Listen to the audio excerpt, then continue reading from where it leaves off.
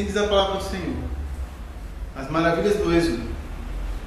Quando saiu Israel do Egito e a casa de Jacó no meio de um povo de língua estranha, Judá se tornou seu santuário e Israel seu domínio. O mar viu isso e fugiu. O Jordão tornou atrás. Os montes saltaram como carneiros e as colinas como cordeiros do rebanho. Que tens, ó mar, que assim foges? E tu, Jordão, para tornares atrás? Montes, porque saltais como carneiros, e vós, colinas, como cordeiros do rebanho? Estremece a terra na presença do Senhor, na presença do Deus de Jacó, o qual converteu a rocha em lençol d'água e o seixo em manancial. Amém? Amém. Vamos fazer uma oração para a gente passar para a parte do louvor.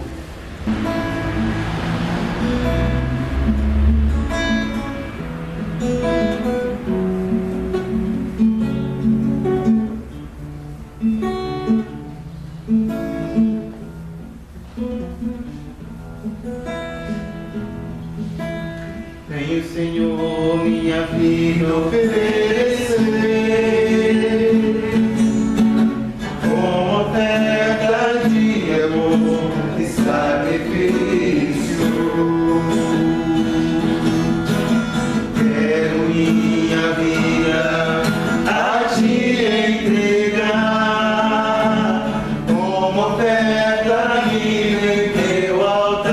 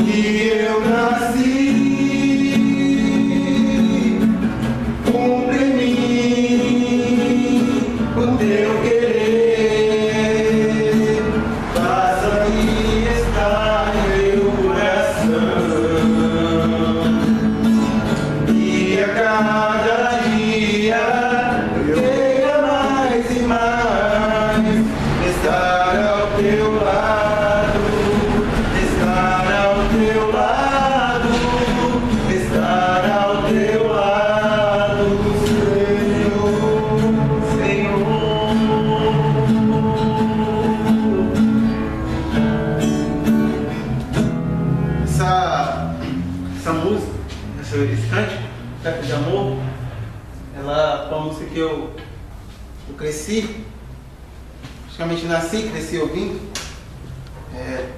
Eu era batista e sempre, todos os cultos, a gente cantava essa música. Então, toda vez que eu canto ela, que eu ouço ela, assim, para mim é como se eu estivesse voltando ao primeiro amor. Para mim é como se estivesse voltando ao tempo da inocência, voltando ao início. Esse título, essa é uma letra muito, muito forte. É uma letra que tem um peso quando a gente canta. Porque ela, quando fala, vem Senhor minha vida oferecer, já é uma frase de entrega, de derramamento. Então, o que é se entregar? Oferecer a vida. Oferecer a vida a Deus é algo muito forte. Muitas vezes a gente pensa que, Senhor, eu vou oferecer a minha vida, eu vou oferecer a minha casa, eu ofereço minha família. mas não sabemos muitas vezes a consequência desse vem o Senhor minha vida oferecer. Quando eu fiz o meu voto de entrega da minha vida a Jesus, cerca dos meus 9 para 10 anos, uma criança. Como sempre, fui uma criança muito precoce, assim, as coisas aconteciam comigo muito cedo. Eu acho que Deus fez na minha vida, com 18 anos, o que Deus já fez, a experiência que eu já passei, todo o plano de Deus.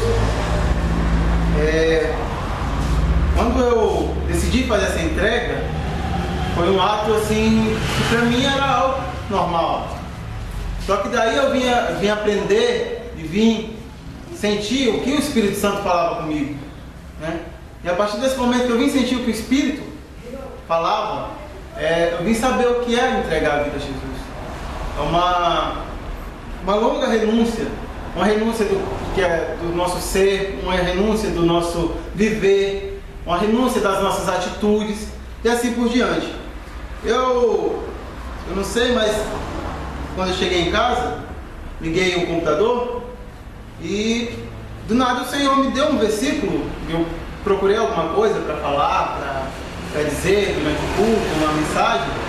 O Senhor me deu simplesmente um versículo que eu sempre me baseei nele, que fica lá em Provérbios 19, o versículo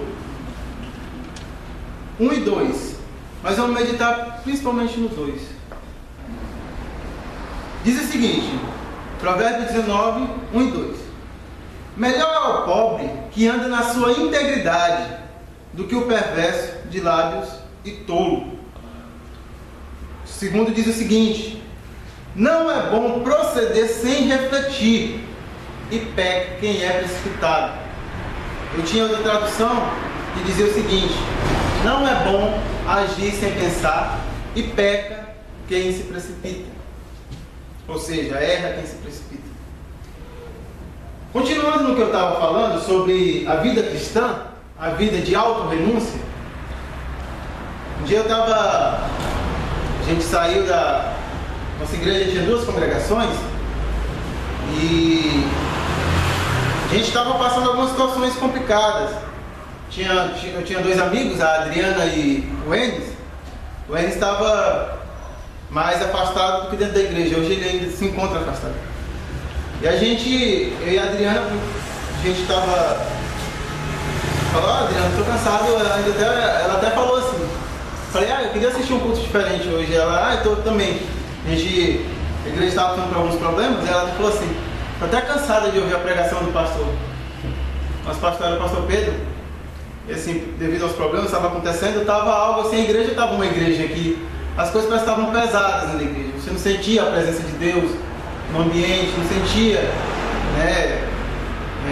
Não sei o que aconteceu, né? Que o Espírito Santo parece que não agia dentro da igreja. E nós somos uma congregação, uma comunidade bem carente da cidade de periferia, que é da Folha 35, lá em Marabá, na Nova Marabá, que é o setor que a gente morava lá. É dividido em folhas. Folha 7, folha 8, folha 10, folha 20, folha 35, assim por diante. Nós somos nessa congregação da folha 35. E quando a gente estava no ponto de ônibus, à volta, o Senhor me deu essa palavra. Eu estava numa fase também de me afastar um pouco da igreja, né? E a gente tinha cantado essa música, Oferta de Amor. O Senhor foi falar comigo. Do nada eu abri a Bíblia, quando caiu, assim, a primeira coisa que eu li na Bíblia tinha escrito isso: não é bom agir sem pensar, e peca quem se precipita. Como diz aqui, não é bom proceder sem refletir, e peca quem é precipitado. Como cristãos,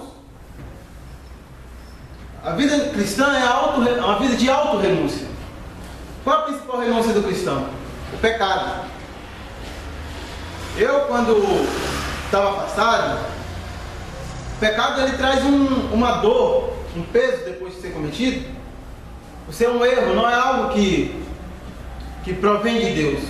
E a palavra diz que onde há pecado, o Espírito não age. Eu sempre falo para o Silvio uma coisa: eu sou mais razão do que emoção. A gente às vezes até acaba debatendo essas questões. Eu sou muito de pensar antes de agir.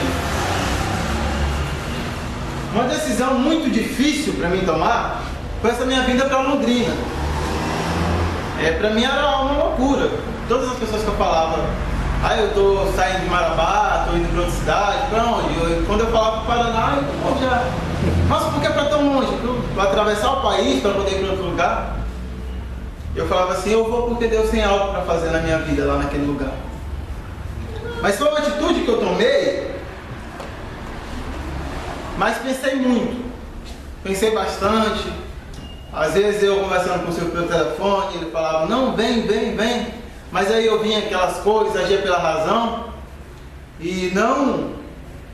Demorei a tomar uma decisão de vir, né? Quando eu falei para ele, não, vou em junho. Ou em julho. E do nada o Senhor foi apertando as coisas, foi como um funil, foi descendo. Quando chegou no fundo do funil, não vi jeito e vim para cá.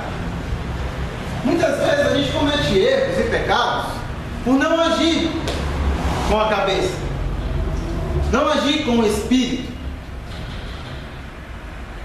Decisões que às vezes são coisas que a gente acha que é simples. Uma palavra lançada, uma atitude tomada no ambiente de trabalho, uma atitude tomada com o esposo, com a esposa. Eu sempre falo esposo ou esposa porque eu não uso muito o termo companheiro ou companheira. Daí vem a consequência desse pecado. Muitas vezes um agir sem pensar traz consequências que machucam. Por exemplo, se eu chego e falo alguma coisa para o Zezinho, toco na ferida dele, sem pensar. Se eu não bate-boca com ele, eu falo uma coisa sem pensar. É um pecado que eu cometi, de ter falado que não devia. Ou seja, me precipitei. Um pecado que pode gerar dores e feridas profundas. Eu sempre falo possível que eu penso muito antes de falar. Tanto que quando a gente tem nossos momentos mais difíceis, ele sempre fala e eu fico calado. Muitas vezes, igual eu cresci ouvindo uma frase: melhor em boca fechada não entra mosquito. Às vezes a gente fala palavras de ingratidão. Às vezes é uma pessoa que faz um culto, de praticamente dar uma vida por você, de repente a gente acaba pecando contra essa pessoa com uma simples palavra. Mas a ingratidão é algo que dói, algo que machuca. O pecado de falar, o pecado de agir, o pecado em si, ele é algo que traz consequências terríveis. Por exemplo, você está prestes a tomar uma decisão, por exemplo, de um negócio. Abriu não foi nem uma porta, foi um portão de casa. Uma forma de ganhar dinheiro fácil, de proceder fácil, de abrir uma empresa logo bem no centro da cidade, então bem perto de um local bem movimentado. Eu vou lá e faço. Então, chega lá, os primeiros dias explode, logo derrota. O porquê disso? Muitas vezes agiu sem pensar. Uma vez eu ouvi uma pregação, o pregador falava o seguinte: por que tem irmão que vive na miséria? Porque age sem pensar. Deixa de abrir mão de coisas passadas para ganhar coisas melhores no futuro. Muitas vezes irmãos vivem uma vida errada, vivem uma vida de miséria no presente, porque não quer abrir mão de coisas passadas. Às vezes por orgulho, não quer abrir mão. Às vezes por ódio, por raiva, por mágoa. O que eu falo não é algo que eu quero confrontar ninguém. Igual eu falei, quando eu cheguei em oração, eu falei: Senhor, eu quero falar o que o Senhor quer falar. não fala conosco o que a gente quer ouvir, mas fala conosco o que a gente precisa ouvir. O que eu tenho falado aqui tem sido uma bordoada na minha cara mesmo. Uma bordoada na minha cara. Costumes que nós aprendemos, que não deixamos para trás. Sentimentos, feridas passadas, que a gente não deixa para trás, não quer abrir mão. Eu ontem conversando com o pastor, com o Silvio, falei, pastor, eu sou uma pessoa difícil de lidar, porque eu sou muito feliz, sou muito alegre, mas aquela coisa, eu sempre procuro não deixar minha mágoa virar raiva ou ódio, porque quando eu estou magoado com alguma coisa, eu passo a ter raiva ou ódio daquela pessoa, daquela situação, é algo que já torna pior, porque eu ignoro, eu sou frio, muito frio. Eu peço a Deus todos os dias que Ele mude isso em mim. São defeitos que eu tenho, erros que eu tenho, erros que toda vez que eu estou em oração eu falo, Senhor, vem com o fogo do Teu Espírito e tira essa frieza. As pessoas agem muito sem pensar. Eu mesmo tomei muitas decisões sem pensar. Eu quando vivia em Marabá, eu tinha uma vida boa para um adolescente, um jovem de 18 anos. Eu com 18 anos tinha meu quartinho montado, tinha minha mesinha de escritório, tinha tudo. Mas teve momentos que eu, por agir sem pensar, ia perdendo tudo isso. Quando eu caí num certo nível de depressão, por pouco, muito pouco, eu não perdi tudo isso. Numa atitude sem pensar, uma vez eu cheguei a tentar me jogar na frente de um carro. Uma situação de desespero e não pensar. Outra vez eu me enforquei, amarrei uma corda no pescoço, pendurei. São atitudes que nós tomamos sem pensar e traz consequências que levam, pode ser até mesmo, a morte da alma, a morte eterna. Como eu digo, nós queremos ter a vida eterna, mas para ter a vida eterna, temos que abrir mão de muita coisa. Eu digo, quando dirigi uma célula lá em Marabá, sempre dizia uma coisa, sempre me perguntava, mas me diz, isso é pecado? Isso não é pecado? Isso é errado? Isso não é errado? Sempre dizia, o pecado é aquilo que te afasta de Deus. Se, por exemplo, aqui na igreja, a igreja é muito liberal nessa questão da bebida. Se a bebida te afasta de Deus, bebida se torna pecado. Se o cigarro te afasta de Deus, o cigarro se torna um pecado. Da mesma forma que, por exemplo, se vibrar na Bíblia demais. Tem gente que se vibra tanto na Bíblia que esquece de Deus. Ou seja, o afasta de Deus. Isso se torna um pecado. A obsessão por uma pessoa é um pecado. Pecados que nós temos, coisas que nós fazemos sem pensar. Porque se tivermos um pouco de consciência, muitos pecados, muitos erros que a gente pode evitar, coisas que nós podemos não cometer, palavras que vêm às vezes aos nossos corações, palavras que vêm à nossa cabeça, palavras de ingratidão, palavras que vão magoar, palavras que vão vir a machucar, palavras que vão matar espiritualmente, que esse que eu digo que é o erro da igreja, como a pastora da cidade de Refúgio, a Ana Roda, ela fala que a igreja é o único exército que mata os seus soldados. Isso é uma mentira? Nem um pouco. Por que disso? Às vezes nós estamos em estado de santificação.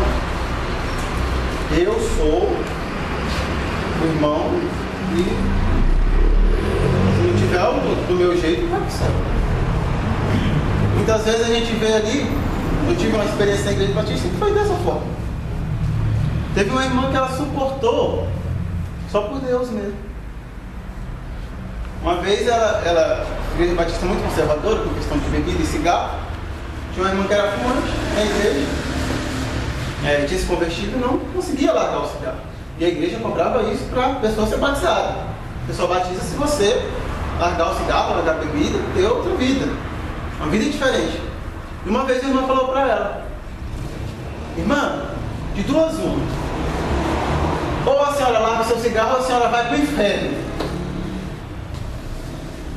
Essa irmã passou 3 meses sem nem pisar na igreja. Voltou na igreja porque Deus tocou no coração. E aquela coisa, quando Deus faz a obra, homem nenhum mete o dedo para acabar. O inimigo tenta, mas não acaba. Então, irmãos, o que o Senhor quer falar nessa noite? Pense, cuidado. Não é bom agir sem pensar. E peca quem se precipita. Pensa antes de falar. Antes de falar aquela palavra para o irmão que vai virar uma fofoca. Antes de falar aquela conversa com o irmão que vai magoar ele. Pensa antes de agir. Antes de tomar aquela atitude que vai te envergonhar como um cristão, como servo de Deus. Será que é a imagem que você está passando lá fora, a imagem de um cristão inclusive? A imagem de um servo de Deus? A imagem de uma pessoa que se diz um servo do Senhor? De um cristão que diz tanto amar a Deus? Será que a atitude do meu falar, será que da minha boca tem saído palavras que edificam? Palavras que constroem? Ou palavras que destroem? Será que eu tenho falado coisas que vêm do coração de Deus? Ou eu tenho falado coisas que o demônio tem soltado no meu ouvido? Será que eu tenho sido grato pelas coisas que Deus tem feito na minha vida? Será que eu tenho sido grato pelas coisas que as pessoas fizeram na minha vida? Que o Senhor usou para me abençoar? Será que eu estou recompensando, pelo menos com a minha gratidão, aquilo que o irmão fez por mim? Será que eu estou sendo, no mínimo, servo de Deus, em agradecer a Deus pela vida daquelas pessoas que todo dia estão em oração por mim? Será que eu estou grudado a coisas velhas para não ter coisas novas? Será que eu estou pecando na atitude de não querer largar, abrir mão do meu passado para ter uma nova vida? A palavra conversão, ela tem um significado. Uma nova vida. Conversão é mudança. Uma mudança, ela traz dores. Porque não é fácil você matar velhos hábitos, mas é necessário. Não é fácil você largar o mundo velho, a vida velha, mas é necessário.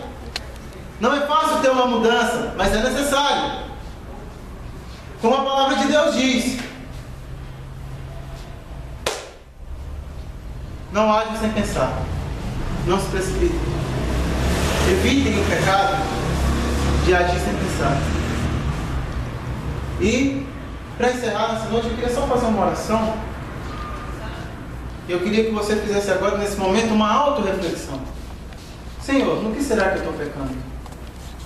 No que será que eu estou me precipitando? Será que é nesse negócio que está aparecendo para mim? Será se eu estou pecando numa atitude que eu estou tomando no meu dia a dia? Será se no meu falar eu estou abençoando? Eu estou edificando? Ou estou amaldiçoando? Será se nas minhas atitudes no dia a dia, dentro de casa, com meu esposo, minha esposa, com meus parentes, com minha família, eu tenho sido um abençoador ou um amaldiçoador? Será que as palavras que eu tenho falado, que eu tenho soltado, têm sido coisas de Deus? Palavra de Deus através da minha boca? Palavra de Deus na minha vida? Ou a palavra de Satanás que ele está tomando? Mesmo sentado como a gente está, eu queria fazer essa oração. Senhor Deus e Pai, te agradecemos, Senhor, por mais uma vez, meu Pai, ter falado conosco através da Tua palavra. Pai, como Tu sabes, de mim não tinha nada preparado, mas o Senhor é quem prepara, o Senhor é quem usa, o Senhor é quem faz. Pai, obrigado pela vida dos Teus servos que estão aqui, meu Pai, somos em poucos, mas estamos aqui na Tua casa, meu Pai, te Estivemos à disposição de sair das nossas casas, mesmo nos nossos afazeres, nossas necessidades. Estamos aqui, Senhor, na tua casa. Pai, obrigado, Senhor, pelo dom de cada dia que nos tem dado. Obrigado pela tua obra em nossas vidas, meu Pai. Obrigado pelo teu infinito amor, Senhor, perdoa-nos, Pai, se alguma vez, meu Pai, às vezes que tenhamos sido falhos, às vezes que temos falhado no nosso agir, temos falhado no nosso pensar, falhado na nossa forma de viver, no nosso caminhar. Senhor, perdoa-nos, Pai, se em vez de estar edificando, estamos destruindo, Pai. Perdoa-nos se nós temos destruído vidas ao invés de restaurar vidas. Pai, transforma nossos corações, Senhor, para que sejamos todos os dias, Pai, pessoas melhores, Pai. Renova-nos, traz o Espírito, Senhor, elevado, Espírito inabalável, Senhor, como a tua palavra diz. Teu servo Davi, meu Pai, dizia, meu Pai, na tua palavra, Senhor, no livro de Salmo, Senhor, como ele dizia, cria em mim, ó Deus, um coração puro, renova-me em mim, Senhor, um Espírito inabalável, Senhor. Que o Senhor venha renovar, Senhor, o nosso Espírito. Criar em nós, Senhor, o Espírito inabalável. Renovar, Senhor, em nós o nosso Espírito, Senhor. Deus, meu Deus, Senhor, cria em nós um coração puro, Senhor. Estamos livres de quedas que nós somos, mais fortes para não cairmos, Senhor. Atentos, Senhor. E sejamos, Senhor, cada vez mais pessoas, meu Pai, preenchidas com o teu coração, com a tua palavra, com a tua obra. Sejamos, meu Pai, homens segundo o teu coração.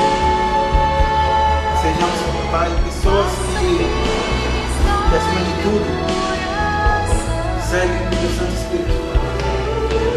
Agora, Pai, em nome de Jesus, em segurança dos nossos lares, livrando de toda a Satanás nós,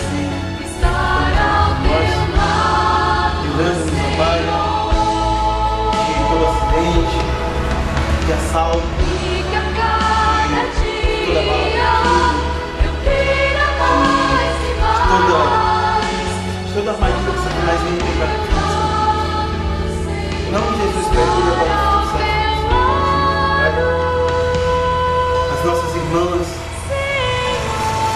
travestis que estão agora nesses pontos de prostituição, Senhor. Estão agora nesse momento, meu Pai, vendendo o seu corpo por tão pouco, Senhor. O Pai vem restituir e tocar nesses corações.